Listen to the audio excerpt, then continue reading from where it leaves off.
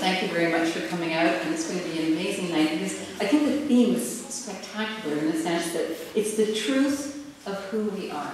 That's the theme of tonight. And sometimes people go, it's on a quest to find the truth of who they are.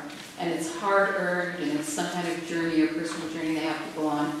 Other people find out who they are because of some circumstances that are foisted on them or some experience that they're put through. Life is the art of drawing sufficient conclusions from insufficient premises. And in the case of this book,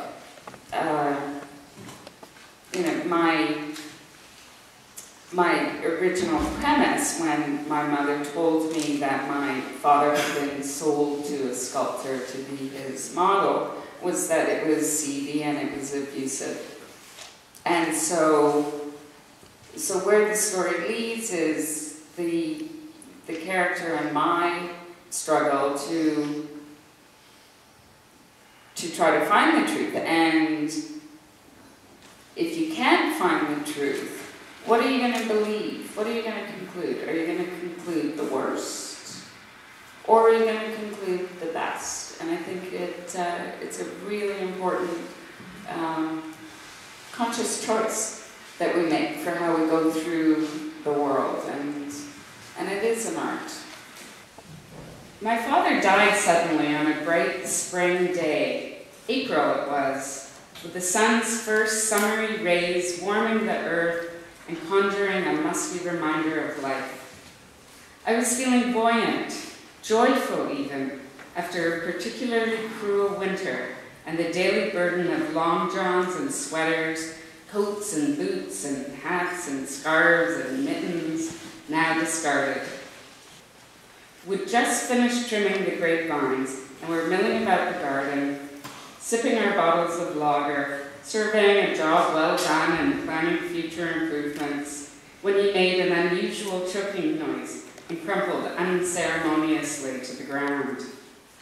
I'd seen so many better deaths from him, lingering and tragic, always with a few poignant last words, so I thought he'd merely swallowed wrongly and would soon revive.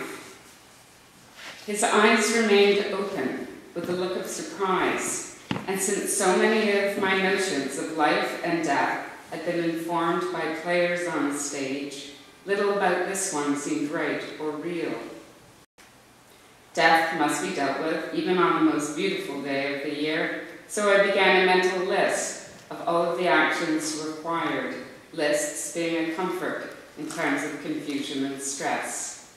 Get him out of the sun, call for an ambulance. Is it an ambulance? Who comes to collect dead dogs from gardens? Why do I not know this thing?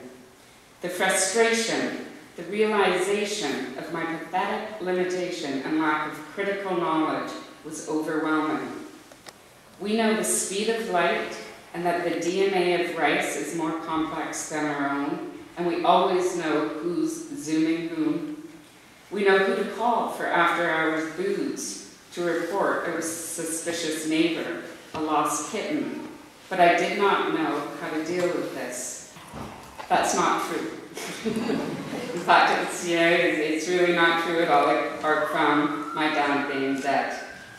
It's a version of events I occasionally pull out and toy with. A little game you may know yourself if you exhibit obsessive tendencies and have excessive amounts of time in your life for dwelling on the what-ifs and if-onlys.